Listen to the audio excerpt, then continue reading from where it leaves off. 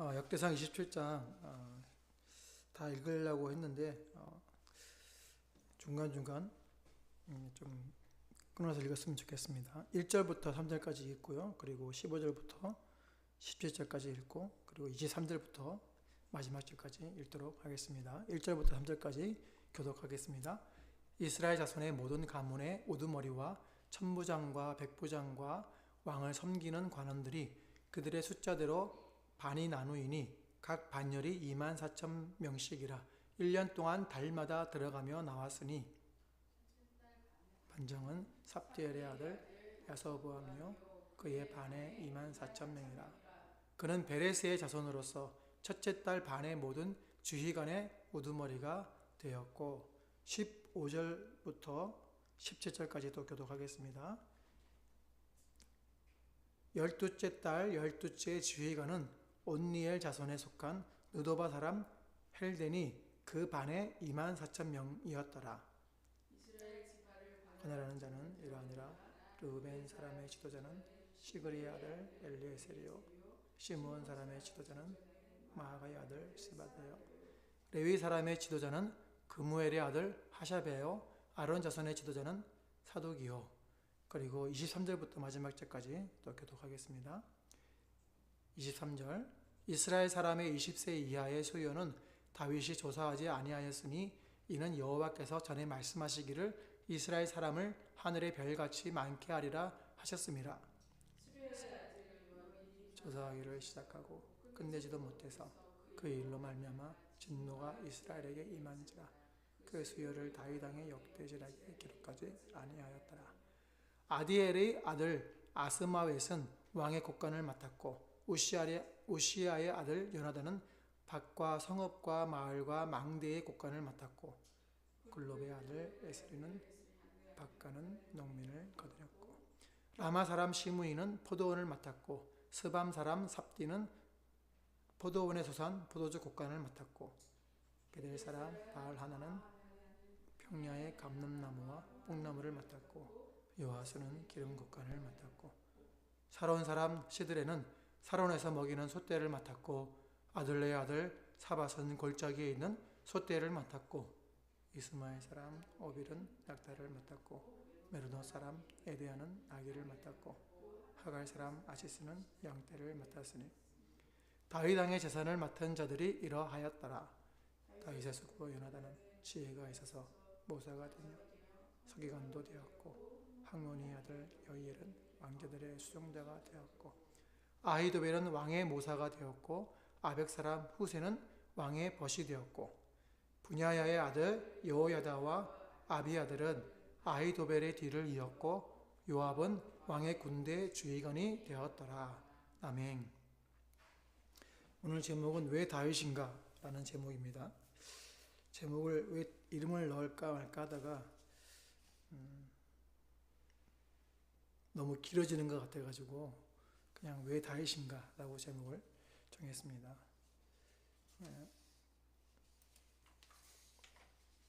그동안 우리는 하나님을 섬기는 자들이라는 제목으로 세 편의 설교를 했습니다.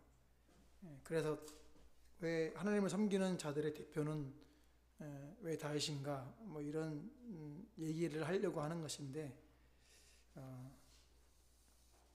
하나님 섬기는 대표적인 왕으로 다윗을 삼는 이유가 뭘까 생각을 했습니다. 그래서 다윗을 통해서 하나님을 섬기는 자세를 좀 이 27장에서 좀 살펴봤으면 좋겠다라는 말씀을 쭉 읽다가 이 말씀 속에서 말씀하시는 것이 무엇일까 고민을 하다가 도출된 제목입니다.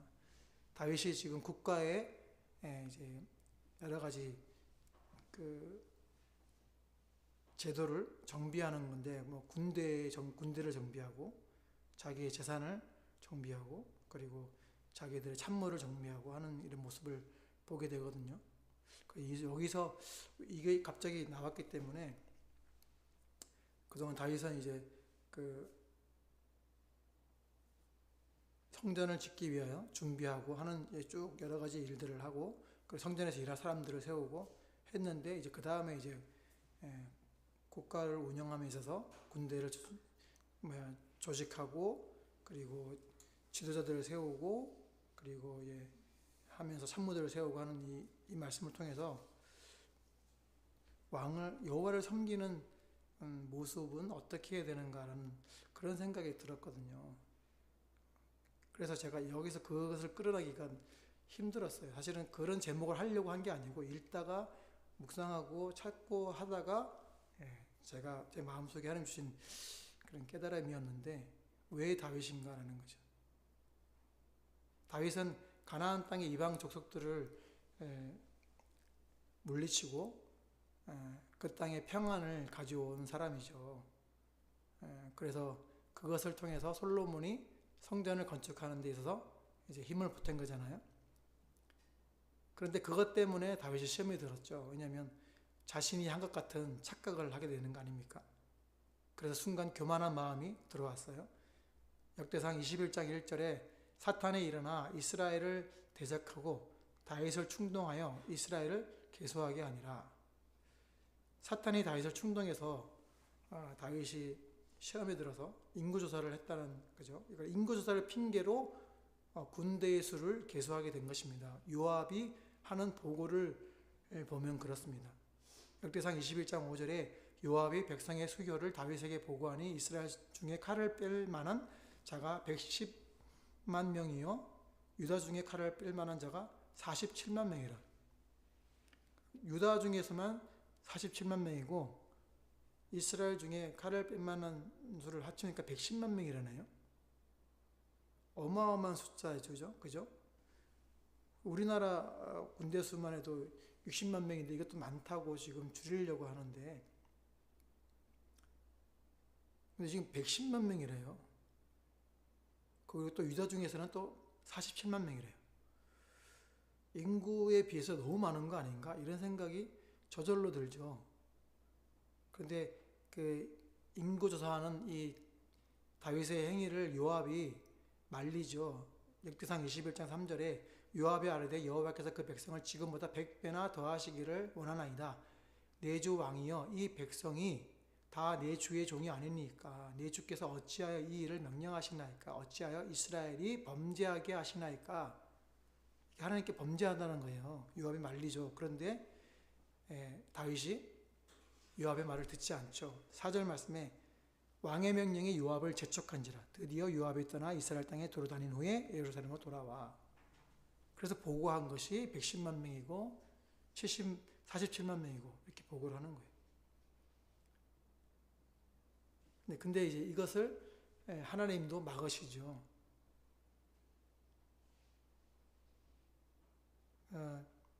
역대상 27장 24절 오늘 읽은 말씀에 수르야의 아들 요압이 조사하기를 시작하고 끝내지도 못해서 그 일로 말미암아 진노가 이스라엘에게 임한지라. 그 수요를 다윗 왕이 역대지력에 기록하지 아니하였더라. 기록하지 않았대요. 그러니까 부끄러워서 기록하지 않는지 어쨌는지는 모르겠지만 기록하지 않았답니다. 하나님의 진노가 이스라엘에게 임한 거예요. 하나님의 진노는 어떤 거였죠? 역대상 21장 9절에 선지자 갓이 찾아오죠. 그리고 10절에 세 가지를 선택하라 그러잖아요. 세 가지 중에 하나를 택하라고 하죠. 11절에 이제 가서 갓이 여호와의 말씀을 다윗에게 전하면서 그 세 가지를 말하죠. 12절에 3년 기근 아니면 석 달을 쫓겨다니든지 아니면 여호와의 칼, 즉 전염병이 사흘 동안 이 땅에 유행할 것인지를 택하라고 하니까 13절에 다윗이 내가 사람의 손에 빠지지 않고 하나님의 손에 빠지겠다 라고 정하고 하니까 14절에 전염병이 온 이스라엘을 치는 바람에 죽은 자가 몇만 명이라고요? 7만 명이 죽었대요. 7만 명이 죽었습니다. 그래서 다윗이 정신이 번쩍 드는 거죠. 하나님의 진노로 인해서 다윗에게는 회개할 기회를 얻게 됐어요. 그런데 진노로 인해서 회개할 기회를 얻는데 너무 큰 상처를 입었어요. 왜냐하면 7만 명이 죽었잖아요. 그러니까 지도자는요, 항상 조심해야 돼요. 책임이 그만큼 커요.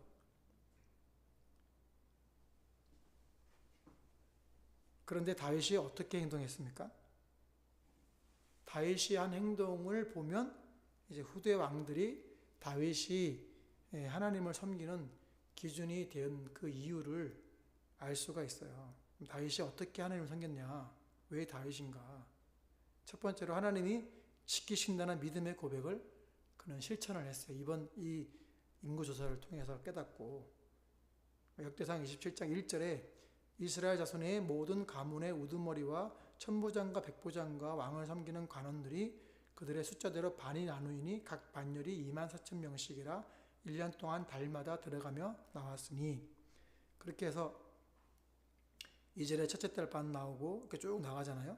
그래서 12째 달까지 나옵니다.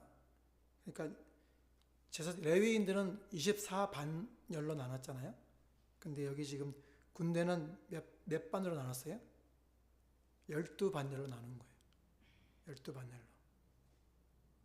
그러면 12반열로 나누면 여기 보니까 한 달, 1년 동안 달마다 돌아가면 나갔다. 그러니까 첫째 달에는 첫째 반 나가고 둘째 달에는 둘째 반열 나가고 이렇게 나가는 거죠. 그래서 그 5절 말씀, 역대상 21장 5절에 그래서 이제 그 각 반열이 1절에 24,000명이라고 했잖아요. 24,000명이면 24,000 곱하기 12 하면 제가 계산해 보니까 28만 8천 명이에요. 근데 아까 군대 수가 몇 명이었죠? 역대상 21장 5절에 칼을 뺀만한 자가 110만 명이고 유다 중에는 47만 명이라고 했으니까, 그럼 지금 숫자를 따지면 28만 8천 명인데 나머지 숫자는 다 어디로 갔죠?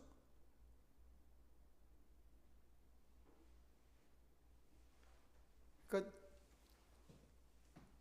110만 명이고 유다에서는 47만 명인데 그 수는 다 어떻게 되는지 모르겠는데 각 반마다 24,000명씩 28만 8천 명밖에 군인으로 복무를 하는 거예요. 그런데 그것조차도 1년에 한 달만 나가는 거예요. 나머지 11개월은 뭐 한다는 얘기예요? 집에서 생업에 종사하도록 풀어준 거예요. 그리고 1년에 한 달씩만 계속 나가는 거죠.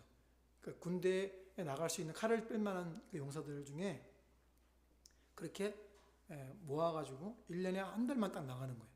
다 나가는 것도 아니고 110만에다가 뭐 47만 이면 다 나가는 게 아니고 24,000명만 이렇게 돌아서 나가는 거예요. 원래 계수한 계수보다 훨씬 말도 안 되는 숫자가 나가는데 그것도 많다고 12분의 1로 확 줄여가지고 한 달씩만 나가게 만들었어요. 무슨 의미입니까?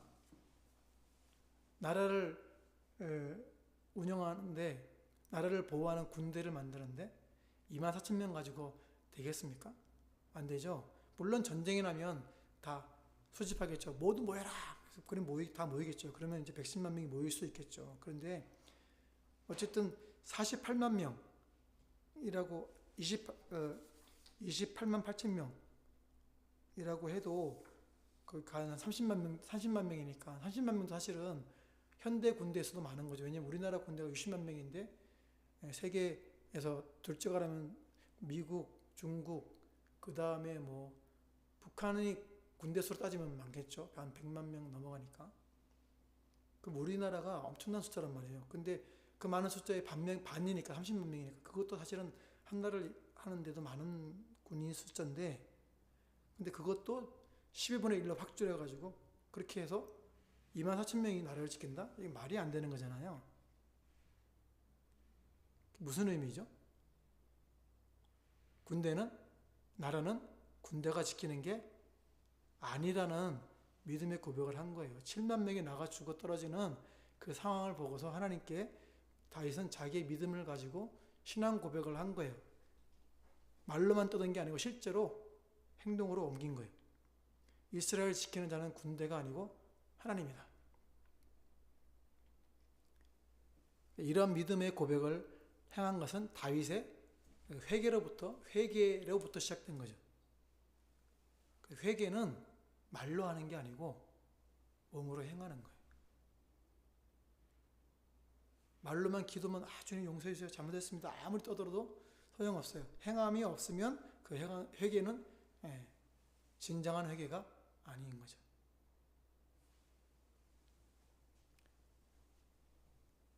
역대상 21장 17절에 하나님께 아뢰되 명령하여 백성을 계수하게 한 자가 내가 아니니까 범죄하고 악을 행한 자는 곧 나이니이다. 이 양떼는 무엇을 행하였나이까? 청하건대 나의 하나님 여호와여 주의 손으로 나와 내 아버지의 집을 치시고 주의 백성에게 재앙을 내리지 마옵소서 하니라.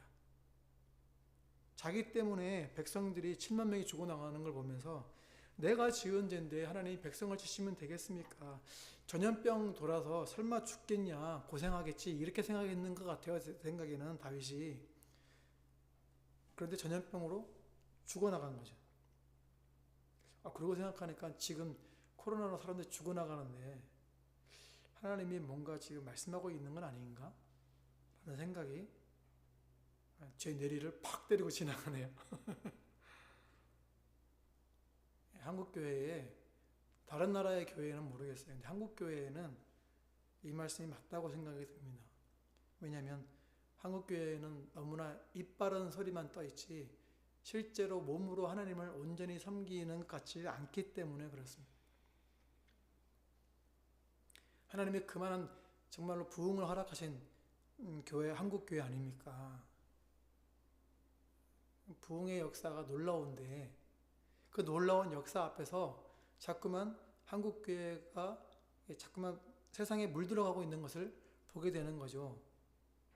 물들어가는 게 아니라 요새는 배교회 수준으로 치닫고 있잖아요. 종교다원주의에 동조하고 있고 동조하는 게 아니라 아예 그 세력을 주도하고 있어요. 그 단체에 많은 재정을 기탁하고 있기 때문에 그래요. 한국교회가 아니면 그 단체들이 명맥을 이어가기 힘들 정도이거든요. 한국교회가 지금 정말로 회개해야 될 때예요. 정말로 하나님을 하나님으로 섬기고 있는지 물어봐야 돼요.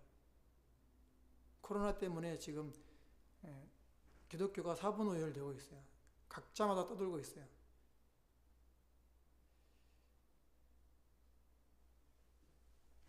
우리는 신앙으로 반응을 해야 돼요. 신앙으로. 정치의 세력에 반응하는 게 아니고 신앙으로 반응을 해야 돼요. 그런데 신앙으로 반응한다고 하면서 저들의 속임수에 넘어가면 안 돼요. 왜냐하면 저들이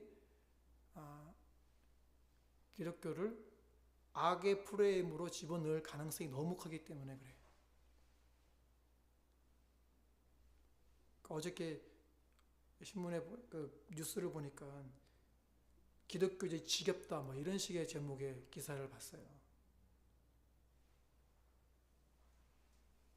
그러니까 지금 정말로 행동을 잘해야 돼요. 신앙으로 반응을 해야 되지만 악한 자들에게 이용당하면 안 돼요.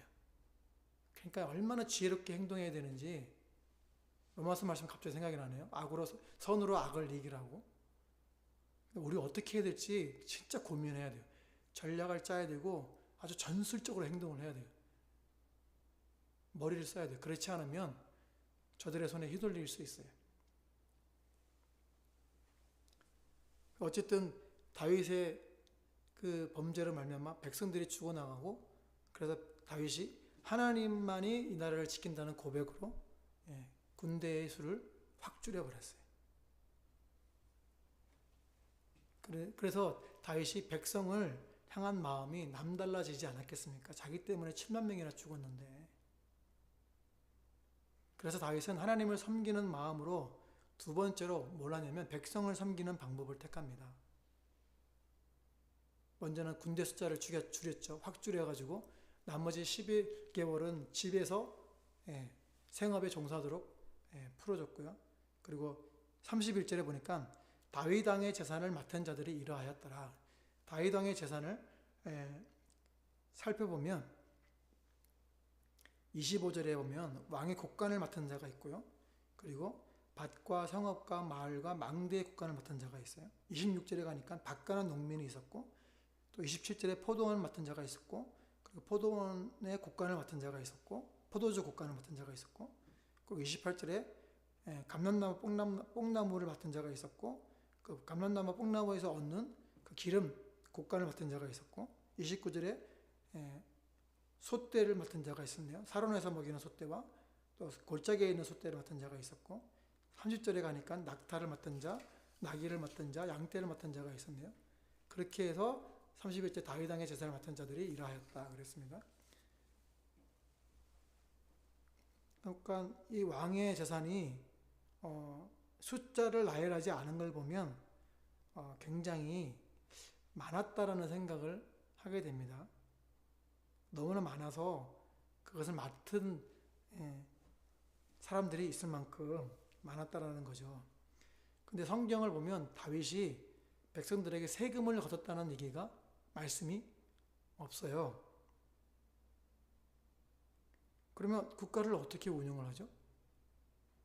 다윗은 전쟁을 많이 했기 때문에 전쟁을 통해서 얻은 노략물들이 참 많았죠. 그것으로 국가를 운영했겠다라는 짐작이 됩니다.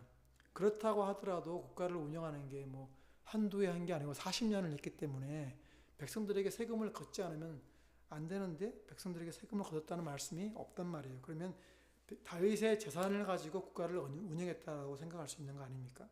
그런데 지금 다윗의 재산에 지금 나열되어 있는 걸 보면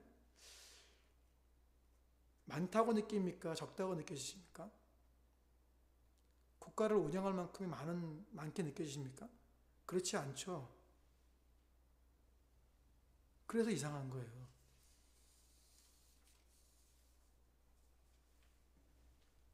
거기다가 다윗이 또 자기 참모들을 두고 관직을 두고 하면 관직들에게는 또 국가에서 주는 녹을 줘야 되잖아요. 그래서 그들이 먹고 살 수 있을 만큼 기틀을 줘야 되기 때문에 그것은 또 어디서 나오지? 이런 생각을 또 하게 되면 다윗이 어떻게 국가를 운영했지? 어떤 재정으로 운영을 했지? 라는 생각을 안 할 수가 없어요. 세금도 안 걷었는데. 그렇게 생각하면 다윗이 은금을 많이 두는데 정신을 쏟은 게 아니고 사실은 어디에 정신을 쏟았습니까? 노략물들 중에 그 금은들 뭐 이런 것들은 다 성전 건축하는데 준비하는데 다 쏟았잖아요. 다윗은 국가를 운영하는데 돈으로 하지 않았다는 생각이 자연스럽게 들죠. 국가를 운영하려고 백성들에게 다 짊어지우지 않았다는 거죠. 그러니까 하나님께 그것을 맡겼다라는 거예요. 그래서 다윗은 하나님을 섬길 때 하나님이 나라를 지키신다. 그리고 자기 백성들에게도 그 짐을 지우지 않았다. 최소한의 것들만 12분의 1만 나와서 매달 그렇게 군대에 복무하게 하고 나머지는 자기 생업에 종사하게 하고 필요할 때만 소집을 하는, 그리고 백성들에게 세금을 먹이지 않고 자기의 재산으로 국정을 운영했다. 이렇게밖에는 결론이 내려지지 않는 거죠. 그러니 국가를 운영하는 게 자신이 아니고 하나님이 하신다라는 것을 믿음으로 믿고 행한 거예요. 그러니까 행함이 없는 믿음은 죽은 믿음이라 그랬잖아요. 그 자체가 죽은 것인데 다윗은 행함이 있는 믿음으로 나갔다라는 거죠. 그래서 자기를 구원할 뿐만 아니라 이스라엘도 구원한 거예요. 그래서 가나안 땅에 평온이 임하게 된 거죠. 그 힘으로 말미암아 솔로몬이 성전을 건축할 수 있는 기틀이 마련된 거죠.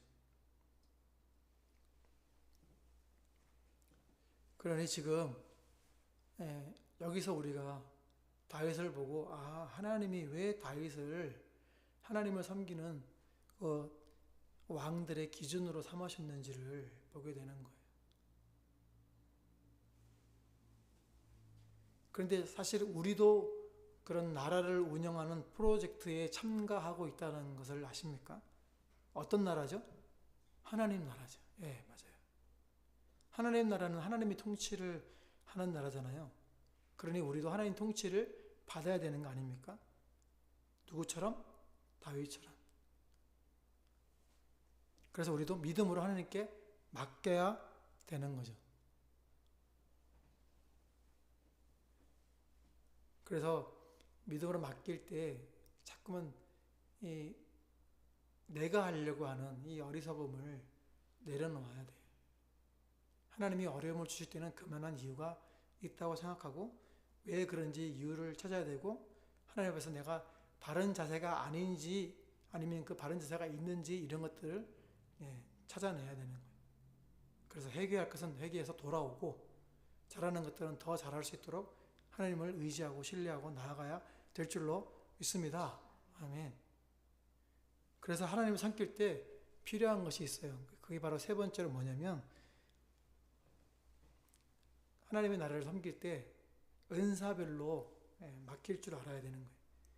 32절부터 34절까지 보면 32절에는 그 요나단이 모사가 되고 서기관도 되기도 하고 그 여히엘이 왕자들의 수종자가 되었고 그리고 33절에 가니까 아히도벨은 왕의 모사가 되었고 아렉 사람 후세는 왕의 벗이 되었고 34절에 분야의 아들 여호야다의 아들 아비아들은 아히도벨의 뒤를 이었고 요압은 왕의 군대 지휘관이 되었더라.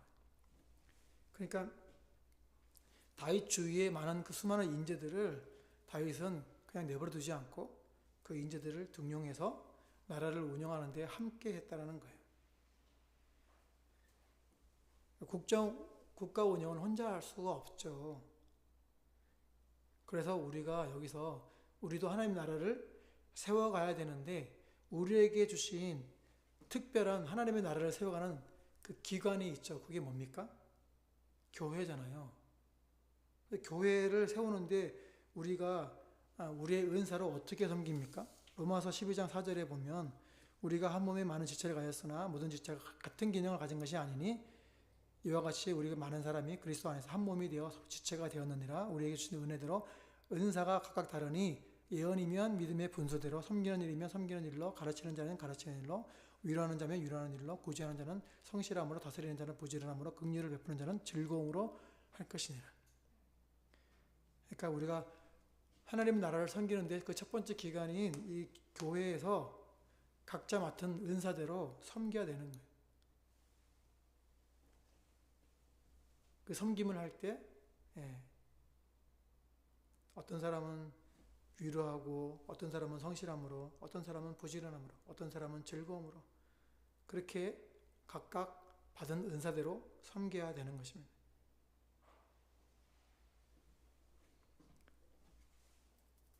그 섬길 때 바르게 섬길 때 그때 하나님이 승리를 주지 않으실까라는 생각을 해보게 됐습니다. 근데 그 섬김을 하다 보면 자꾸만 내가 했는데 라는 것들을 세우고 싶어 하잖아요. 그래서 저거 내가 헌물한 건데 저걸 없애버린다고? 이런 생각을 하면 이제 괴로워지는 거죠. 교회에 이제 분란이 일어나는 거죠. 내가 헌물한 건데 왜 그걸 없애냐고. 시간이 많이 지나서 이제는 그게 교회에 필요가 없는데 그 헌물한 그 사람이 계속 있으니까 치울 수가 없는 거예요. 더 좋은 걸 드러나야 되는데 못 치우고 있는 그런 웃지 못할 일이 일어나잖아요.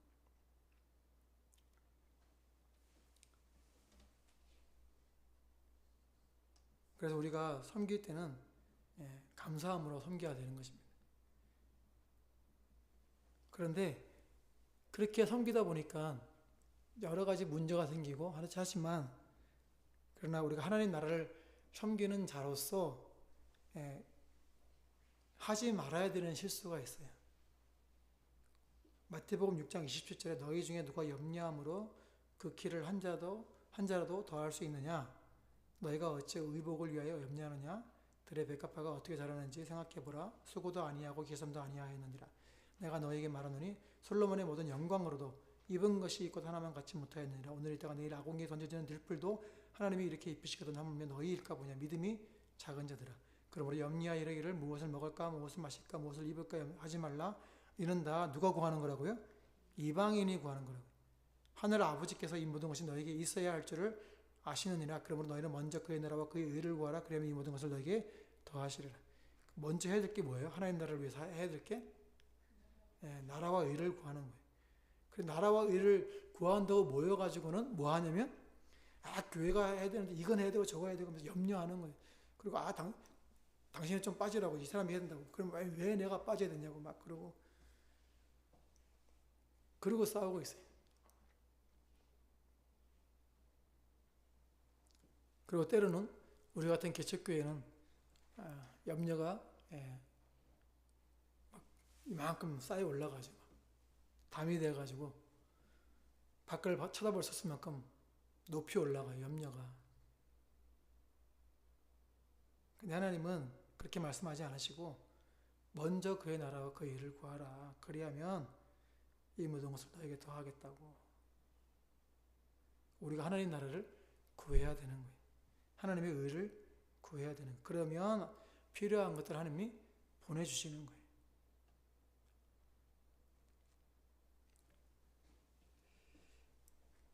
그래서 하나님의 나라는 하나님이 하시는 겁니다. 우리는 그냥 순종하면 되는 거예요. 순종하면 되는 거예요. 그래서 하나님의 나라를 구하는 것은 하나님의 통치를 받는다라는 거 아닙니까?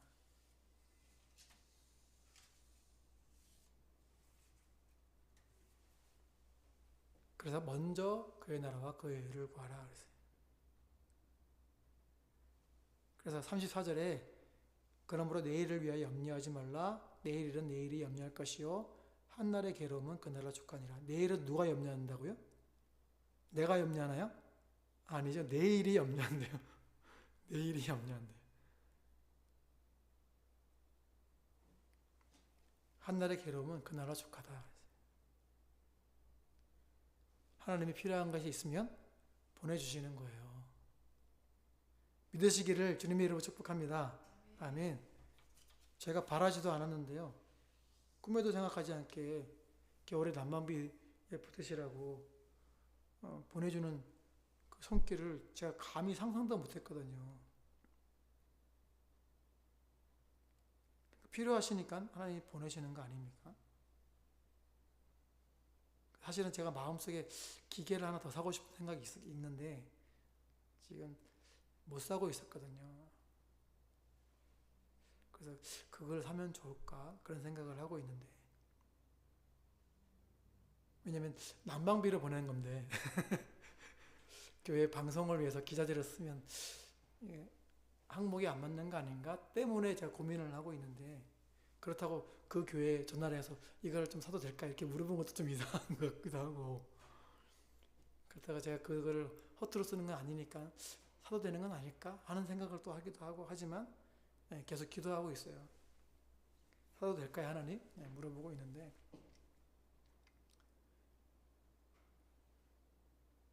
그래서 어쨌든 우리가 해야 될 것은 먼저 그의 나라와 그의 의를 구하는 거예요. 하나님이 하실 것이라는 거예요.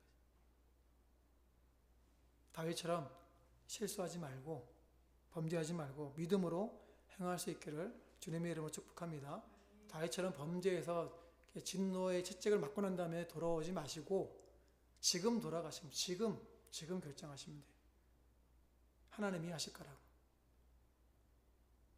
사실은 제가 이 설교 준비해놓고 다 끝내놓고 옷을 갈아입고 내려오면서도 내가 지금 뭐 하는 거지? 이런 생각이 순간 들었어요. 3년 동안 별로 변화가 없는 것 같은데 내가 지금 뭐 하는 거지? 이런 생각이 순간 들었는데 그러다가 갑자기 또 설교가 생각난 거예요. 네가 하나님 섬기는 거라면 먼저 그의 나라와 그의 의를 구하라. 하나님이 하실 것이다. 할렐루야. 아멘. 우리는 순종만 하면 되는 거예요. 오늘 제목이 뭐라고요? 왜 다윗입니까?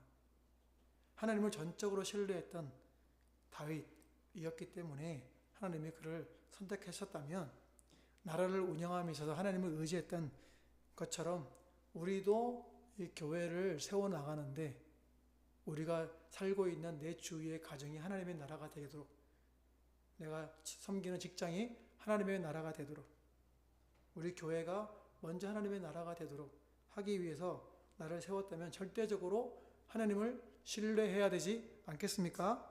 예, 하나님이 하실 것입니다. 군대로 하는 게 아니고, 돈으로 하는 게 아니고, 사람으로 하는 게 아니고, 하나님이 필요하시면 사람도 보내시는 것이고, 하나님이 필요하다고 생각하시면 재정도 보내시는 것이고 하실 줄로 믿습니다. 우리는 그저 하나님 나라를 섬기기 위하여 그의 의를 구하면서, 그의 나라를 구하면서 하나님의 통치 속으로 들어가려고 우리를 준비하고 하나님 앞에서 거룩함으로 여호와를 섬기는 자로서 온전히 설 수 있기를 주님의 이름으로 축복합니다. 듣는 교회가 그렇게 하나님을 섬기는 마음으로 절대적으로 하나님을 의지하기를 주님의 이름으로 축복합니다. 아멘.